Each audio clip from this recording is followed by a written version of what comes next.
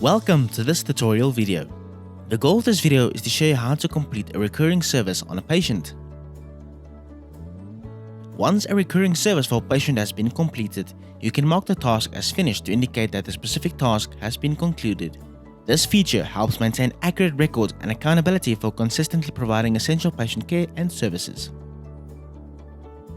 In this video, we will start on a case management screen.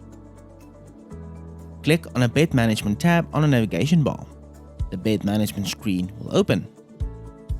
From here, click on a Recurring Services button on the bed of the desired patient for whom you would like to complete a recurring service task. The Recurring Service screen will open. For a more in-depth explanation on a Recurring Service Management screen, please refer to the Recurring Service Management screen user manual linked in this video's description. Click on the Recurring Services task that you wish to complete for the task list. Please note that once a task has been selected, you are able to add a service comment to that task where you can make any necessary notes. With the task now selected, click on a Complete Recurring Service button. Once the recurring service task has been completed, the color of the task will change to green to indicate the task has been completed. Click on a Save button to save all the changes made and return to the previous screen.